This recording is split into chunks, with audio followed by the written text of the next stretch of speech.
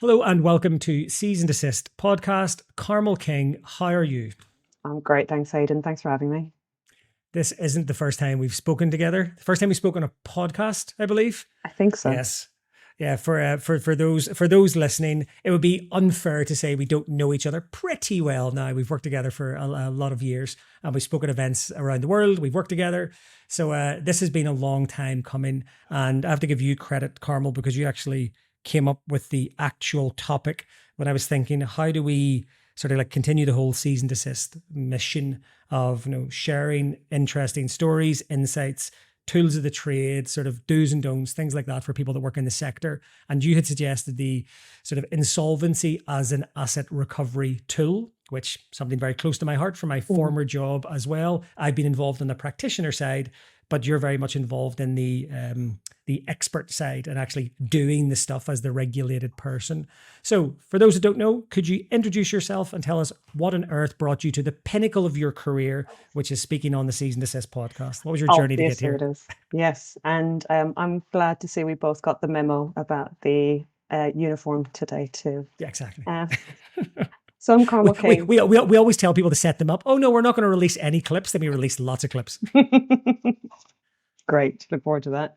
I'm Carmel King. I'm a partner at Grant Thornton out of London. I lead our digital asset recovery team, and I'm an insolvency practitioner as well. In my career, I've always looked at fraud and financial crime and ways to recover assets for the victims of those crimes. And as you've mentioned, my team sits within the insolvency and asset recovery team. We use insolvency to a huge degree as a tool for enforcing judgments and issuing claims, and generally speaking, indeed working with the public sector as well. But broadly speaking, I'm a private sector individual who tends to be involved in litigation and asset recovery, often using insolvency. Super. So when I think about one of the main reasons we set this podcast up is because everyone that we know in our sector, people adjacent to the asset recovery sector, we all sit at conferences, we all nod along knowingly, and rarely do people have the courage to go, what do you actually do? Like, talk me through that actual thing. And if you say to someone, yeah, someone was using civil recovery powers, people go, yeah, civil recovery powers. And it was a liquidator. And in their head, they're probably going, but why would a liquidator be appointed in that case? Because it's a proceeds of crime case, for example, and things. And sort of our job is basically to ask the questions that some people might obviously know the answer to, and other people might be going, thank God, I've been waiting to have that clarification for 5 years. Or I was going to ask ChatGPT, I'd much rather you guys told me about it. So in terms of thinking about the asset recovery ecosystem, the whole job about disrupting organized crime, getting assets back to people, whether that is state, civil society, or individual classes of creditors, what are the actual sort of duties of a liquidator, like the duties, the powers, what actually happens under that asset recovery umbrella and also how do we even get to the position where they say, this isn't just the police going in and grabbing the assets and prosecuting the suspect and taking the assets. At what stage do you start to get that first phone call, and sort of why is that with your duties and powers? Well, I suppose it can be different stages. And the thing to say at the outset is there is a significant difference between the private sector and private asset recovery professionals more broadly, not just liquidators or insolvency practitioners and law enforcement. There are pros and cons, and there's absolutely no reason why they can't work together to get the best out of both sides of the coin. We can talk about that a little bit later. Quite often people will go to law enforcement, and law enforcement has the duty of justice, and indeed restitution. For us, it's we're known to be expensive, obviously, and we're not always expensive, and we can be flexible and take on a huge amount of risk. But because of the cost and because we need to keep the lights on, our focus is very much on restitution. We don't have the powers to put the bad guys in jail. We have the powers to make life very uncomfortable for the bad guys, such that they either settle or we recover the assets for return to, as you say, the creditors or the victims of a crime. Civil recovery and insolvency are again two different things, and I wear the two hats really. So quite a lot of the work that I do and my team does will be litigation support. Lawyers will come to us and say, particularly in the crypto and digital asset space, we need a blockchain analytics report to support an application to court on behalf of a victim. And that might be to get freezing orders, to get disclosure orders from centralized exchanges, to trace the digital assets and the crypto that's been stolen or defrauded or investment scams, romance scams, you name it. And we'll do the tracing to say, yes, the assets went from A to B to C and landed at D. And that might be in litigation. It might be to go directly to the exchange. It might be to work with law enforcement. So civil litigation doesn't require a liquidator. Where we tend to get involved as a liquidator, it can be at a similar point in proceedings, or it can be much later. So there may be a claim, a financial claim that someone has against, it would be an identified individual, as opposed to civil litigation, which in UK and Commonwealth jurisdictions allows for persons unknown, where you don't know who the bad actor is. But if you know who you're pursuing, and you have a debt, a liquidated debt, and that can be a judgment or even just an invoice that hasn't been paid or something like that, when it's over a certain amount, you can make an application against an individual to make them bankrupt, or against a company to put it into liquidation. And that can also be the state. That could be, the Yep, the tax authority in that absolutely. jurisdiction using tax powers to go after somebody, but to Yeah. unlock the powers of a liquidator. It's like, I'm in the tax office, I want to raise a debt. I don't have the same international resources as you do as a civil tax authority in a far-flung jurisdiction somewhere, or even in the UK. That debt can just be clear on that. That debt can also be public sector driven debt. The public sector, certain departments in the public sector don't even need the liquidated debt. They have the powers to wind up because it's in the public interest. So, Okay. so the powers and actually the origins of my team and my broader insolvency and asset recovery team goes back 30 years, doing a huge amount of work with HMRC. God, you don't look at it. Yeah, I know.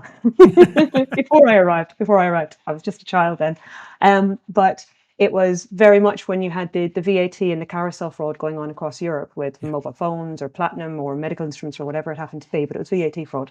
And to disrupt the criminal gangs that were involved in that, HMRC used liquidators, such as obviously my boss's bosses at the time, to go in, disrupt those chains, investigate the fraud, and recover the assets through litigation and pursuing certain banks and third parties that had assisted and facilitated.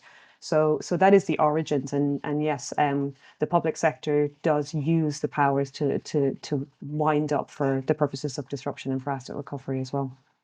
As an aside, in case I forget, if the liquidator is in being appointed to wind up that company in the public interest, in a case like that, again, thinking back to my old job in HMRC, but for those that don't know, if you're in and you're gathering, I can imagine lots of very valuable potential intelligence there as the guise of the person winding up that company that could be connected to a wider, most likely is in a big MTech case or any of those big cases, most likely connected to suspected organized crime groups. What's the vehicle then for you? Are you disseminating that back to the authority that appointed you and then they disseminate it internally? Or like, how does that intel get out, or does it get out, for It example? does. Well, I'd say I'm going to say yes and no in that obviously with the liquidator has a duty to gather in the assets and the books and records of the company or the individual. So certainly we have a requirement to get in everything that we have, and that might be from the company itself, although in my experience those records are not particularly robust and tend to be left on computers which have been left out in the rain or given away, or all of these, cars that get stolen and all of these unusual things. So you tend to go to third party institutions, banks, crypto exchanges nowadays, but also professional advisors, their lawyers, and even their tax records, if there are any. There do need to be appropriate gateways, because whether it's an individual or a company, there are protections against self-incrimination, and in the age of GDPR, obviously a liquidator has responsibility. So certainly, again, the disclosure point is turned. It works in two different directions. Certainly, liquidators have obtained disclosure orders in terms of to get information from banks and from third parties, although they're not often required. And the reverse is the case for law enforcement, to obtain information from liquidators. If there are appropriate gateways and they can demonstrate that they're entitled to that information, then that's possible as well. And yeah, as you say, there's absolutely no reason why a civil liquidation process can't work alongside a proceeds of crime process or a criminal enforcement process. There may be a bit of a race to the assets, but we're all working towards the same process, which is either under pocket to deprive the criminals of their assets, or under the Insolvency Act, which is to gather in the assets and return them to the creditors, effectively the victims of the crime. And ultimately, then it's sort of just like the work that Asset Reality does.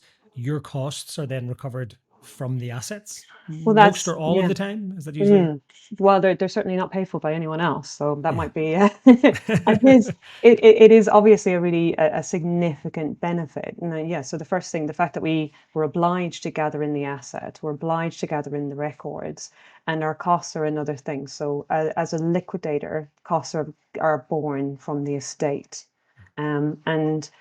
and again, I mentioned that our team goes way back in history in terms of doing a lot of work for HMRC and other law enforcement organisations. Those will not have been funded by those organisations. It's very much, to use an old phrase, taking the rough with the smooth. One case might have assets and one case might not have assets, and you do take those on risk. Yeah. And having worked in this field for a long time, you get a feel for that. And it's a commercial decision, but it's also about evaluating the risk and looking at the route to recoveries, which might not always be 100% clear. And frankly, in my experience, is never 100% clear. But you have your company intelligence and you have your OSINT and you have all of these things that you look at from the outset and work with, whether it's an instructing lawyer or a creditor or a bank or a financial institution or law enforcement or tax authority. You look at these things together and see if it's a good use of time and resources, because otherwise we don't get paid. And as I But say, I, focus on yeah, restitution, right? So yeah. it's very different to just making life miserable or obtaining justice on behalf of victims of a crime. For us, it is about restitution. So if we spend, £100 getting £110 back, then brilliant. If we spend £100,000 getting zero back, that's not in anyone's Yeah. interest, really, is it? And I suppose, like, I've seen both sides of it. I mean, I've seen there's an easy, and we'll come to it later, but there's an easy sort of just no, all private asset recovery is bad, and I think no one's advocating for no Carmel King to be able to decide who gets prosecuted in the future and No, what assets get I hope frozen in not. the future. But there is, and but I've also seen the other times where maybe without a clear strategy in place, a large government agency appoints an insolvency practitioner or a law firm to just go off on a bit of a folly, ramp up massive fees, and actually the returns aren't there. But then similarly, law enforcement has the same challenge. Not every case where all the intelligence is developed and executed and arrested, and some of the enormous like UWO cases and some of the big cases that NCA and SFO have had that have ultimately not been successful outcomes, it doesn't mean they weren't right in trying or pursuing them. Because otherwise, if you look at everything on an entirely risk-based approach and be like, oh, maybe we shouldn't, then we wouldn't take on any cases Mhm. candidly. And what I want to come to in a second, the unique part of digital asset recovery, you guys know better than many, with things like in the public domain, Cryptopia and other cases, and we see this with MTGOX, and whereas it's one of the few industries in the world where all of the assets that were seized 10, 5, 2, 3 years ago are actually appreciating in value so much that now people are arguing over surpluses, and we've Mhm. never really seen that in traditional asset recovery. But sticking with the sort of theme of, so government agencies can go ahead, and again, our audience is predominantly public sector, so government agencies might be sitting in a jurisdiction now where they just simply do not have the resources in a massive corruption case to take on some sort of international investigation, where they have a small team, and actually the best thing might be the government saying, right, we now are going to go after this particular individual. We have a claim against the person. They're a billionaire with a complicated asset portfolio around the world. We want to appoint a liquidator, or we're going to consider bringing in someone to go after these assets. What are the sort of the powers that maybe a lot of people don't realize that a liquidator has, just to sort of to run through them, just to give us a bit of an insight into what is capable? And I'm obviously talking about asset recovery cases where the gloves Mhm. are off, like not some poor person that's unfortunately been victim of just a third party debt. I'm on about like worst of humanity, and we're trying to use all the different tools in the toolkit to go after them. And we've been involved in quite a few of those, Mm, and you're absolutely right. I think where liquidators have the advantage, it is the powers that we have, and I'll mention those in a minute. But it's also the resources that we have, because we have the ability to sink funds into this, and the international reach and the speed that we have as well. Because civil litigation, and as you know, I've got a background in doing quite a bit of proceeds of crime work again on the private side, and as enforcement receiverships and management receiverships and that kind of thing.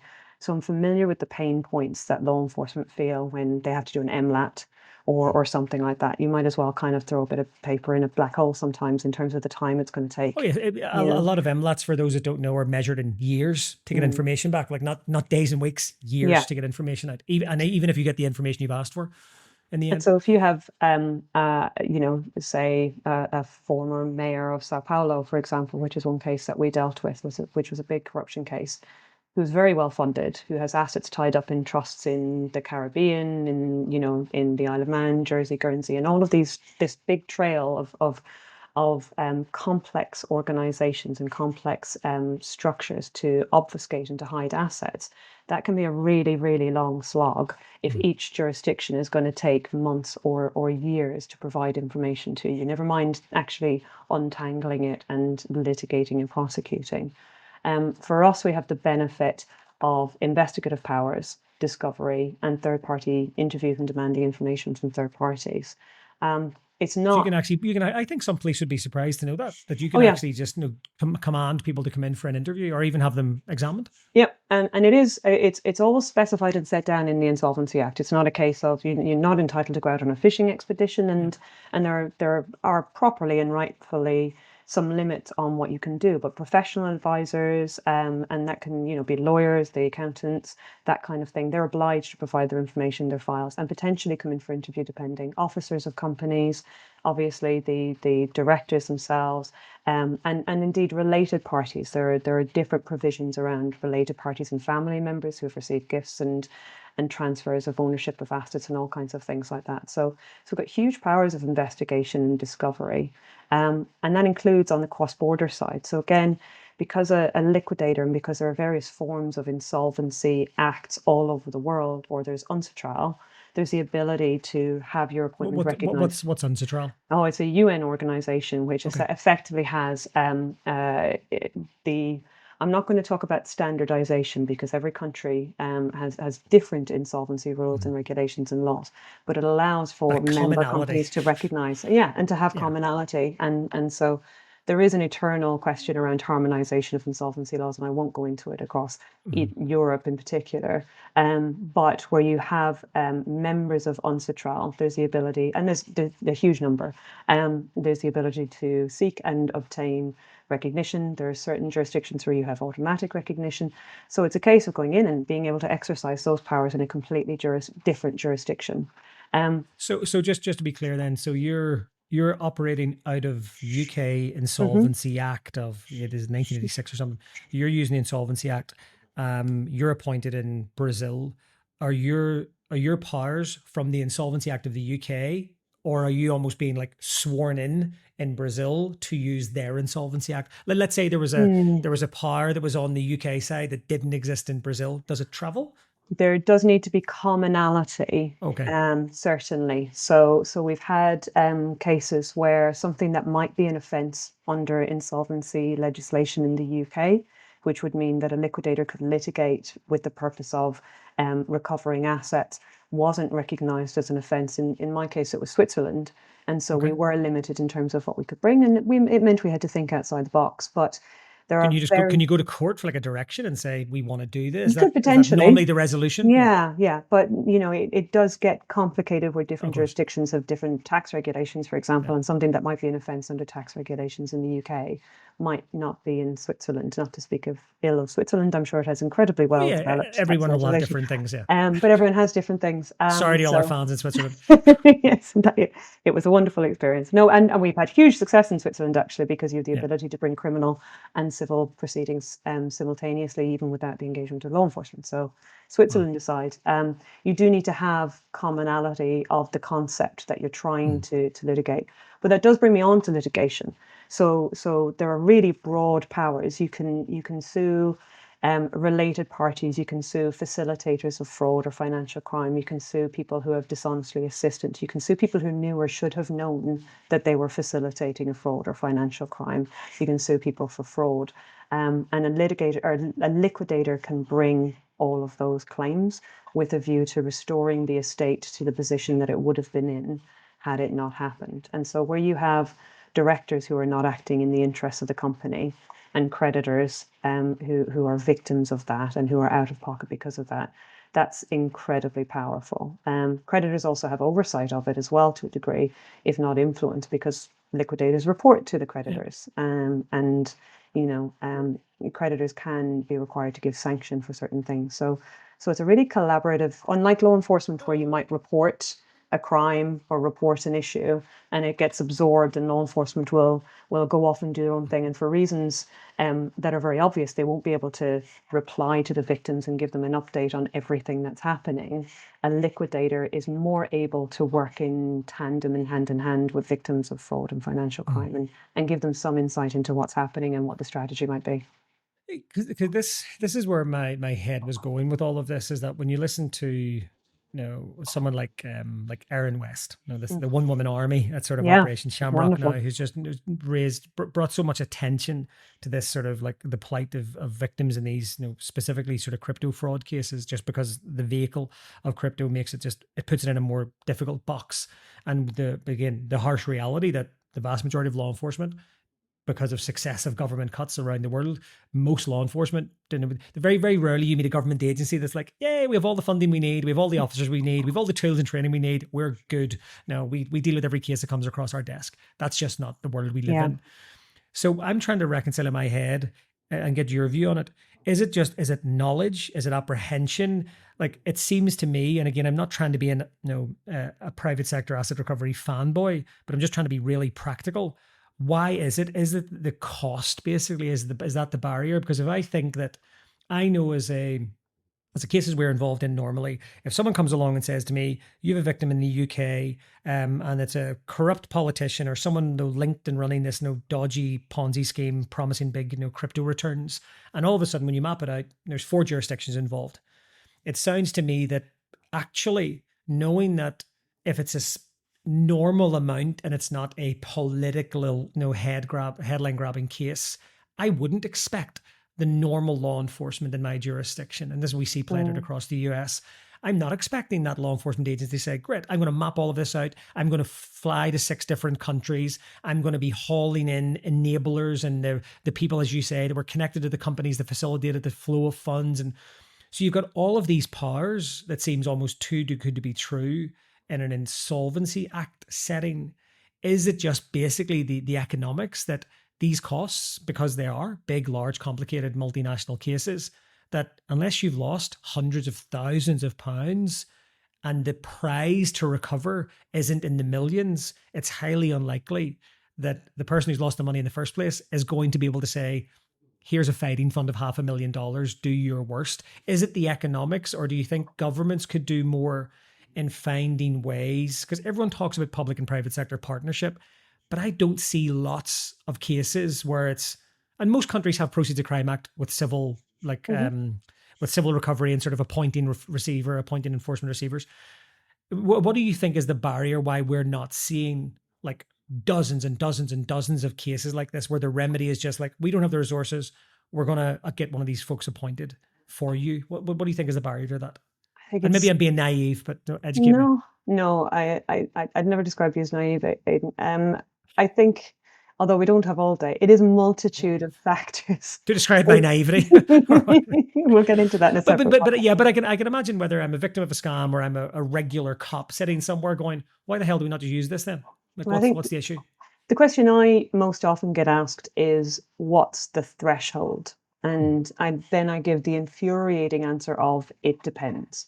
So putting insolvency and liquidation as a power side, because you're right, it does need to be the right case. And for us to put significant time on the clock at risk, there does need to be a significant pot of gold at the end of the rainbow, even if we can't quite see the rainbow.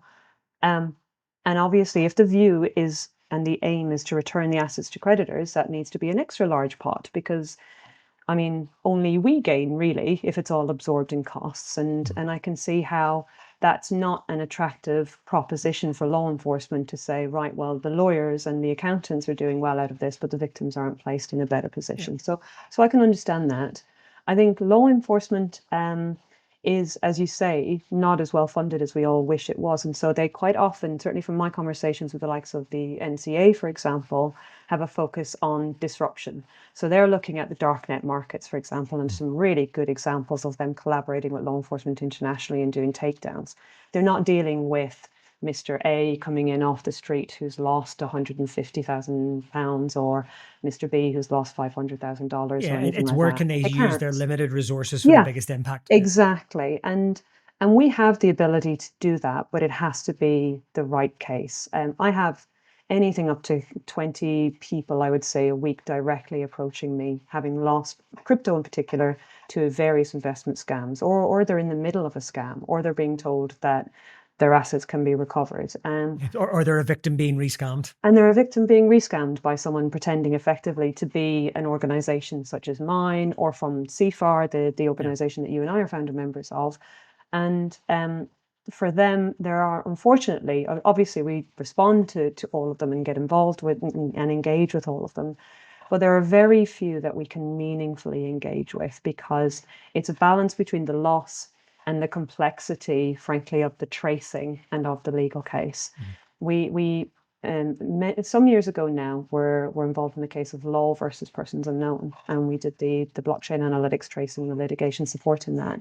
And the loss was, from memory, about $150,000 worth of Bitcoin. So you would say theoretically, and lots of my peers would say, we couldn't even look at that. And we did look at it, and we were able to get a recovery in full because the tracing was incredibly simple.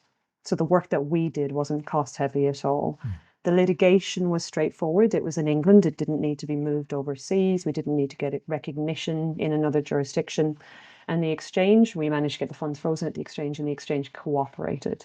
Now, if we had another case where the tracing was incredibly complex and it took us 2 or 3 weeks to do that, we're on significant risk there.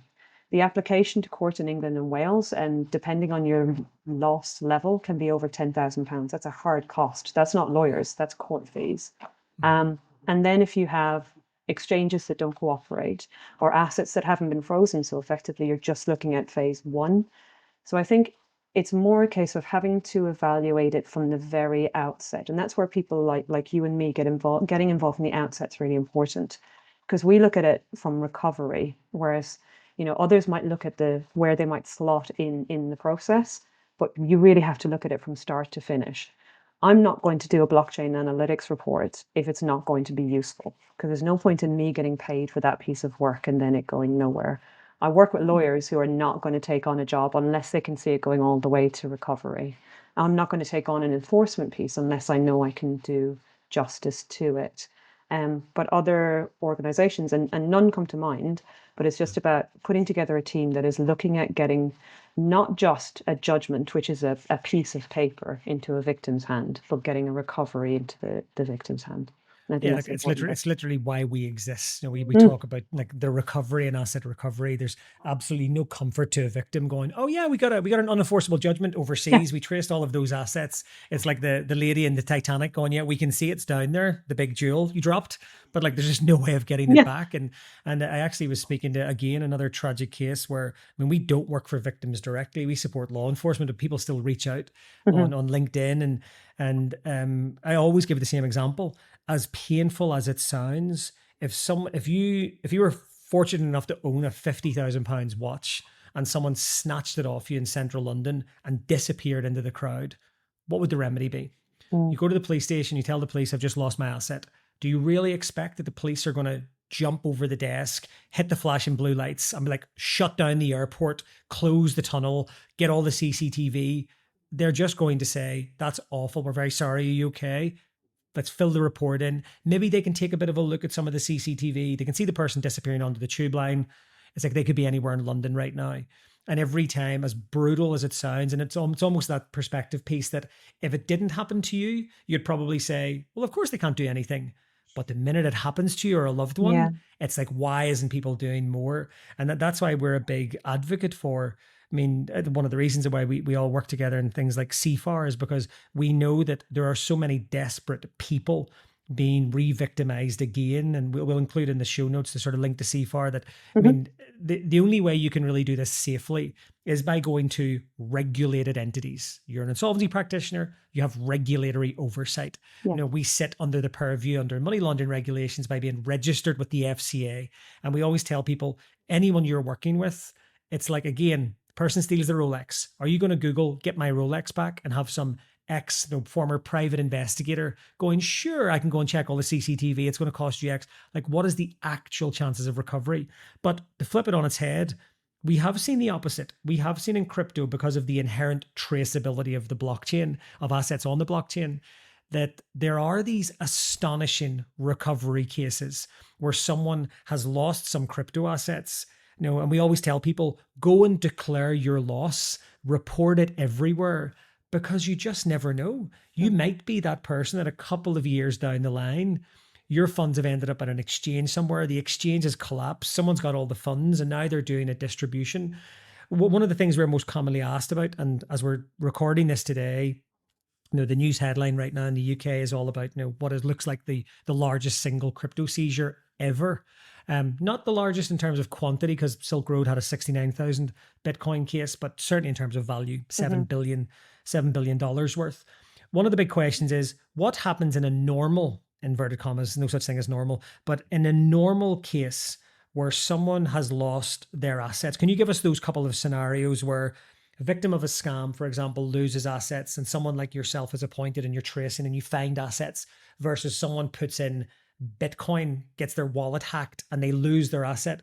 What are the different couple of remedies? Because the people will have heard about getting paid back in specie, Hmm. but what does that mean? And that all of these things aren't crypto specific. These are good old fashioned like insolvency remedies and litigation remedies that have been around for a long time. Could you just sort of walk us through that, what it looks like from someone loses assets to someone getting their assets back, the different ways that can happen? I can, yeah, and I'm conscious that we're talking about almost two different things when we talk about civil recovery and liquidators, but obviously liquidators use civil recovery. But to touch on a point that you made earlier about, the person on the street losing their wallet, or their watch rather, I think there is a bit of a blame game that is going around. We blame victims for dabbling in a sector that is largely unregulated, and that not all of it is fraud or financial crime. A huge part of the sector that we both work in is entirely legitimate, but we blame victims for their losses. We blame law enforcement for not being able to deal with everyone who walks in off the street. We blame the private sector for being too expensive and almost, trying to cynically take advantage of victims. We blame the government for not prioritizing fraud and scams, although the government did designate fraud and scams as a national security threat in Huge, yeah. 2024. So it can't just be the responsibility of law enforcement or government or public sector institutions to deal with what everyone's been calling an epidemic of fraud for many years now. I do think it's the responsibility of private sector organizations such as yours and mine to get involved, and for education to be a huge part of it as well. But to answer your question about what happens, I think on the civil recovery side, taking a crypto example, I can give you the case of Mr. A that we dealt with in the back end of last year. And he was an individual who'd been diagnosed with cancer. He was his wife's carer. She had Alzheimer's. And in order to deal with his own treatment, he was unfortunately had to place his wife in a home. And he was looking to fund it. And in all of these stories that we see, obviously, he clicked on a link, invested a certain amount, saw the returns, invested more and more and more, found that he had lost over £500,000, I think it Good was. God. I know it's, and obviously at an incredibly vulnerable time of Yeah. life and entire life savings. And I don't think in this case he had taken out borrowings on top of that, but certainly you and I have both seen that as well. Um, we were engaged by the law firm that he instructed, and using a new section of POCA, the Proceeds of Crime Act, it's section 303Z51, I believe, for all of Gotcha. the, yep, exactly. But what had happened was, at the same time, in a really good example of public and private sector collaboration, if not partnership, it wasn't partnership, but the Met Police had already been involved and had, not directly on behalf of Mr. A, but on behalf of other victims that had managed to freeze assets. So we all went to court together, and using our tracing report, which was, it used equitable tracing, which is relatively unusual in this space. But the point is that again, you need someone who has a forensic approach to this tracing exercise. You can't just come up with any old rubbish trying to connect yourself to assets that have been frozen as a victim. We were able to get 100% recovery for Mr. A from those funds that had been frozen. Now, that is an oversimplified and very, very good outcome for the victim. And obviously, our costs were paid, the lawyer's costs were paid, funds remain. So, in terms of the Met Police's seizure, in terms of there being funds available, whether those go for investing in law enforcement or go to the Crown or go to other victims of that fraud, there remain funds available and frozen, and that action continues as far as I'm aware. That was a really, really good outcome. It doesn't mean that that's the outcome all the time, because if it wasn't difficult, we wouldn't be involved, right? If it was easy, there'd be no requirement to have us. Well, yeah, and in the same way, every reported crime isn't successfully sort of dealt with. But just a point on that, the procedurally, I know that would have made some people's ears prick up.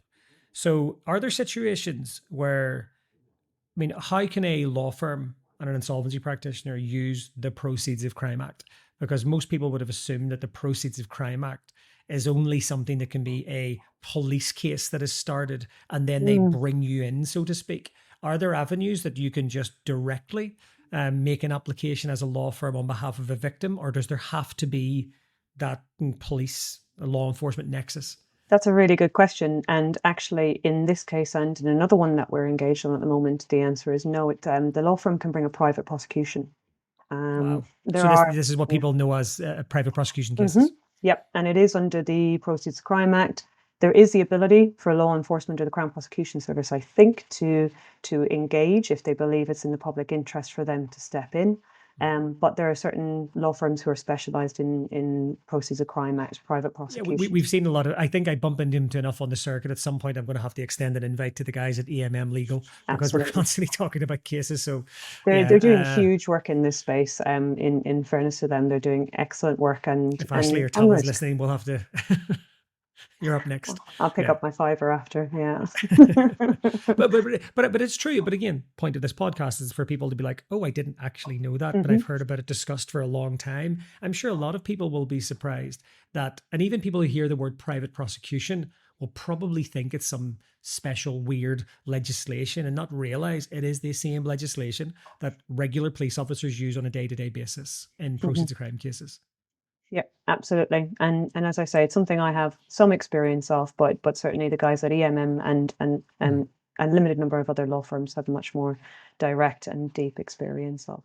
And to go back to your point about in specie distributions, that's an interesting point in liquidations and in this space. And I won't talk at length about it, but there is a question there, and I don't think it's been finally solved. In certain American liquidations, the date of crystallization has been taken as the date of liquidation, which leaves everyone out.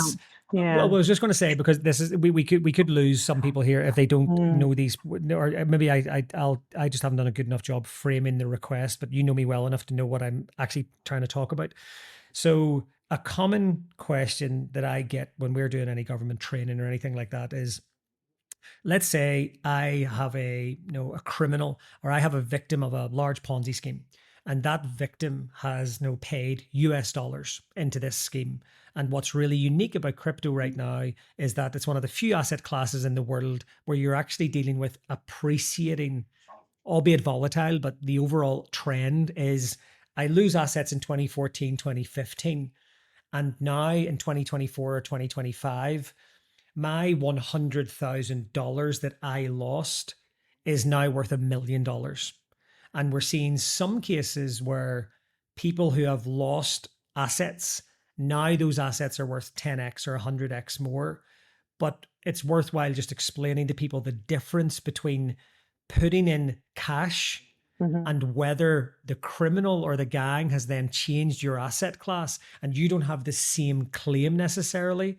But maybe give us the easy version first. So the cleanest version is when you invest Bitcoin, they take your Bitcoin, but it takes 5 years to get it back. You get your Bitcoin back effectively, regardless of the value. Is that correct?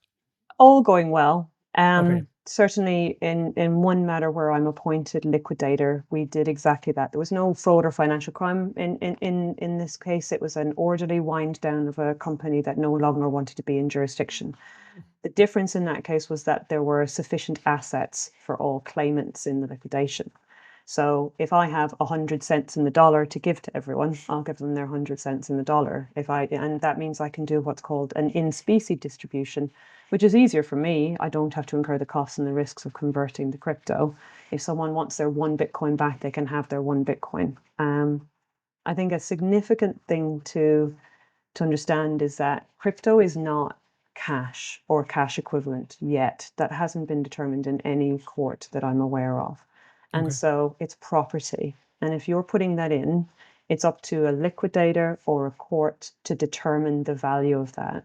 And that value might be the date that the company went under. It might be the date maybe of your claim. It might be some other date. And that's why I think on So FTX, it creditors were hasn't been, complaining. it's not uniform yet. That's the issue. No, It it is is not varying on a uniform. case and jurisdiction by Hmm. jurisdiction basis. Okay. So I think with cases like MT Gox and FTX, there were certain interest payments that didn't necessarily make creditors whole if you take into account the appreciation of the asset. But perhaps the court would argue that you're not entitled to the appreciation. You're just entitled to They the got value that more you've than what they lost. lost type Yeah. thing. Yeah. So it really does vary from jurisdiction to jurisdiction, and you have to be quite careful about that. If I don't have enough assets in a case, so if we're talking about just cash or I've sold a house or whatever, and I've got enough to pay creditors 80 cents in the dollar, then you're unlikely to be getting back your Bitcoin, right? And if you're talking about on a portfolio where we have 700 different tokens across 250,000 different creditors, which is like a case we're dealing with at the moment, it's very hard to work out 80% of your Bitcoin and your Cardano and your ETH and your all of those kinds of things. So be prepared, I think, at least for a USDT distribution. Yeah, That's a really important procedural point. So at that stage, then it is almost on the merits of each case in each jurisdiction. very You're much. having to come up with and is that something that the insolvency practitioner would just get creditor support on, or would you have to go to court additionally for direction? Or if you and the creditors are all happy, is it no happy families if you and the creditors are all aligned? It would Can you kind of vary. okay? Yeah. We've certainly had cases, not involving crypto, but where there have been a limited number of creditors and Mhm. everyone agrees and everyone's happy. Other cases where you need to give creditors, and if you have 250,000 creditors, or in the case of Cryptopia, as you say, that's complicated slightly further by there being a legal construct of trusts dividing up all of the assets. And I won't bore you with that, but 900,000 odd creditors, it's probably better to get the direction of the court, which also gives the opportunity for creditors to have their So opinions you're voiced and covered in heard. you're a bit covered Yeah, in your decision making. yeah. So in that case, then it is a bit of hopefully common sense prevailing, where it's a case of we think that this is the most fair and equitable way to distribute the estate. This is the quantum by which we're calculating your Hmm. particular claim, Aidan, and we think that you're owed X. And if I really am angry about it, I will go to court. I'll argue with you. I'll do Yeah. whatever I can. But at least it's because I think that's certainly what's being debated and being played out in the press at the minute around the big Chinese Mm, Bitcoin case in London. It's a case of if you put in cash, do you get cash back? Or and I guess not to put you on the spot, I don't know what the answer is to this, but in the likes of like the Bernie Madoff cases and cases like that, it was are you entitled to what the portfolio made, or do you just get your original amount back? And I guess fundamentally, by the sounds of things, by what you've just said, there isn't currently a this is what the generally like accepted principle is globally. So this case could just be heard on its own merits and could be a very individual agreement that could be reached that may not be the same that's in another case in years to come. mm. I think it's hugely interesting, and it depends by jurisdiction as well. Remember, Hmm. in jurisdictions like England and Wales, there's no damages concept. So if you're claiming for, or you might not be able to convince the court that if you had access to your assets while they were locked up in the liquidation, you would have done A, B, and C. So that's Oh, I almost the see what you converse, that's you know? interesting. Yes, because Um, and then that sort of covers that first claim point where I put in 100 grand, it's now worth 1 million. If I'd have had my asset, I it'd be would worth have five. invested and I would have Yeah. exactly. Or but then does the reverse work then? Because what they've demonstrated categorically is my 100,000 is now worth 1 million because that's the open market price of the It's the Bitcoin. it's going to be incredibly interesting to see how the Yeah. case that you've referred to plays out because there are several factors at play. Obviously, we're post guilty plea now. Mm. We're pre-sentencing. There's no confiscation yet, and as you and I know, the proceeds of crime, that the process of the criminal process is a confiscation order where they evaluate how much the actual proceeds of the crime were and how much is available to meet that.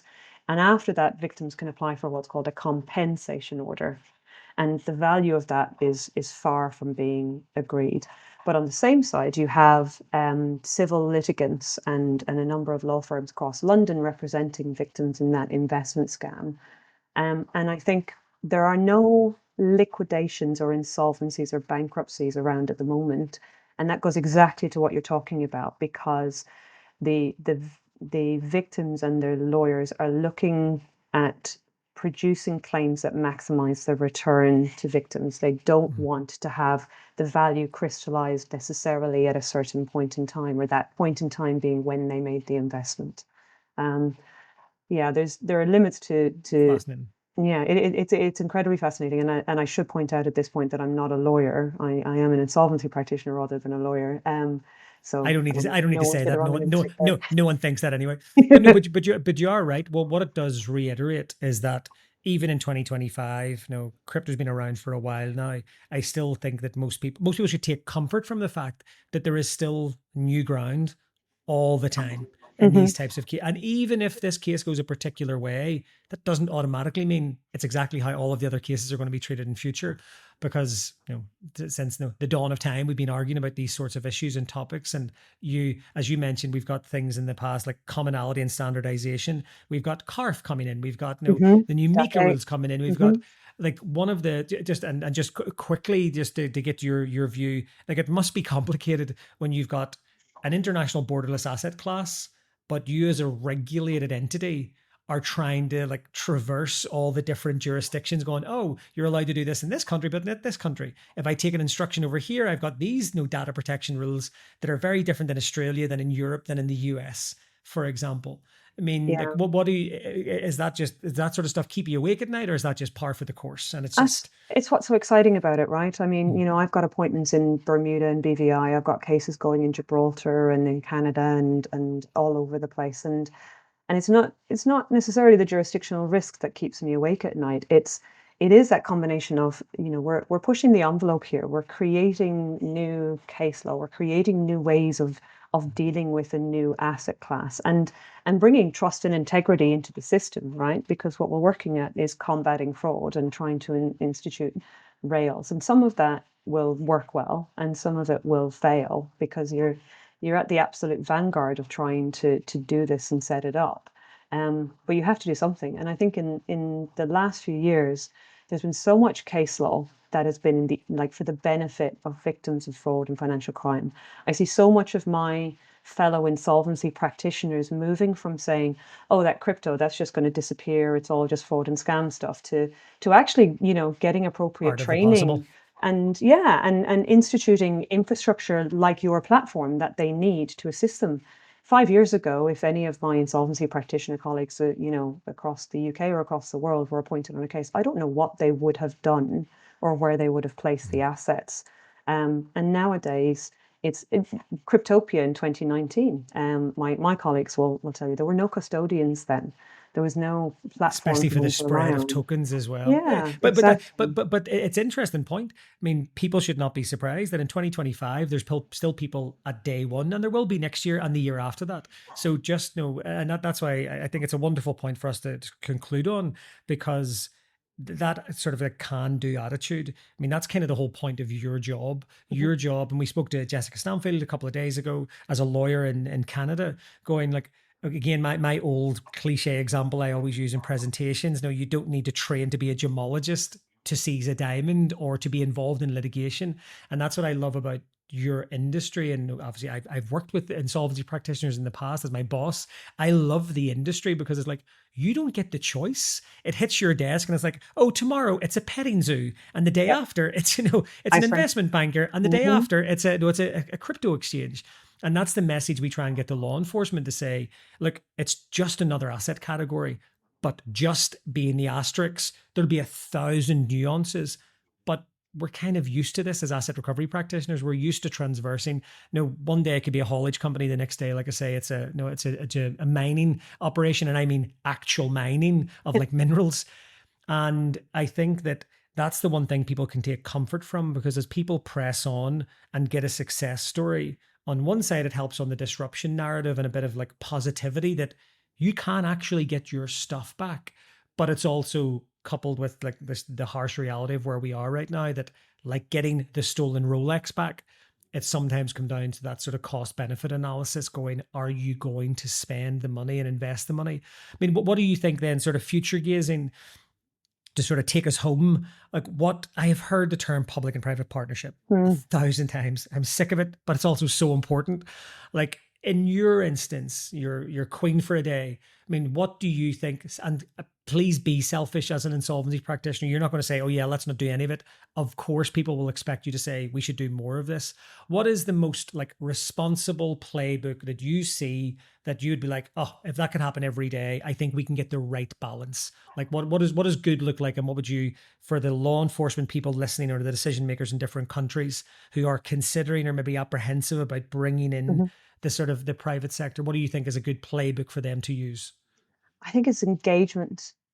So the best agencies that I'm speaking to are the ones that will have open conversations and create proper gateways for the disclosure of information and all of those kinds of things, but being open to that discussion, and without overcomplicating things with tender processes that tend to be a race to the bottom. In back in the olden days, it was use the best firm, the most qualified firm for the job. So a firm of my size is going to be good for the global complex things. A different insolvency practitioner would be good for a more simple and straightforward thing that law enforcement still might not have capacity to handle, or the expertise to handle. And I think it's about the fact that we're all people, right? And we're all heading in the same direction trying to do it. And it's about having that trust that the private sector is not trying to rip off either the public sector or the victims. We've all got the same goals in mind. And if we can deprive criminals of their ill-gained assets, and with that, achieve justice and return assets to the victims of those crimes, then everybody wins, right? Yeah, that's the perfect outcome. And I do want to add a line. Let's be absolutely clear. When we say private asset recovery, we are not talking about this sort of the sort of scalp companies that will target people and say, we can get your crypto back. I think I speak for Carmel and for CFAR in our network. Anyone that says we can guarantee a return is lying. There is no such thing as a guaranteed return. Effectively, anyone asking you for insanely upfront fees, always, my advice to everybody is, there is a heavily regulated sector that does this sort of work. That's one of the reasons we set up CFAR as a not-for-profit, to bring together practitioners. But if you're starting off with a law firm or insolvency practitioners that are fundamentally accountants and auditors under sort of regulatory bodies, that should always be the first conversation. If you meet someone on LinkedIn or on X that promises returns and you just need to send them some money for a tracing report, it's 99% of times always going to lead to bad outcomes. So we'll do a plug for CFAR and others there as well, because that is probably the cruelest thing when you come across these people that have just been defrauded twice. Carmel, thank you so much for your time. I promise to keep this under 1 hour. I'm amazed at myself that I have. And I think the fact that your door hasn't been knocked and my door hasn't been knocked and we've had no disruptions, I'm going to quit while we're ahead. Absolutely. Thank you so much for joining us and for sharing the insights. And I look forward to doing this again in another year's time, and we can hear about, that other big case has been concluded now. We have a playbook. It's all super easy. Great, no problem. Thanks for your time. Cheers now. Thank you. Our podcasts are for informational purposes only. They are not intended to provide legal, tax, financial, and/or investment advice. Listeners must consult their own advisors before making any decisions on the topics being discussed.